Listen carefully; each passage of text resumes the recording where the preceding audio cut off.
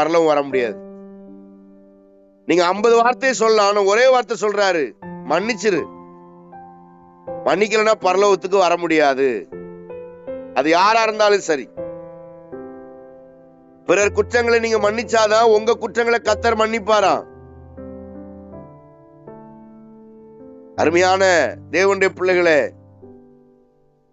நீங்க புரிஞ்சுக்கோங்க, நீங்க பரலோகம் வராம இருக்கிறதுக்கு உங்களால மட்டும்தான் முடியும். உங்க பேரை கெடுக்கிறதுக்கு உங்களால மட்டும்தான் முடியும். வேற யாராலையும் பேரை கெடுக்க முடியாது. நீங்க பரலோகத்துக்கு வரக்கூடாதுன்னா நீங்க மட்டும்தான் அதை செய்ய முடியும். வேற யாராலையும் உங்களை பரலோகத்தை போறதை தடுக்கவே முடியாது. நீங்க மன்னிக்கலன்னா நீங்க வர மாட்டீங்க.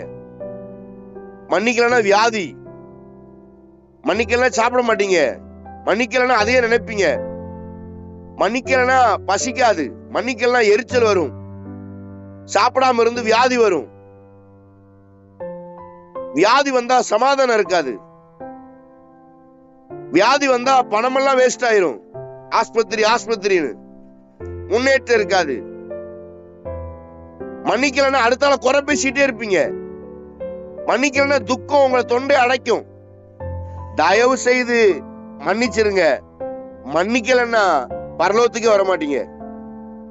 அதனாலதான் ஆண்டவர் சொல்றாரு,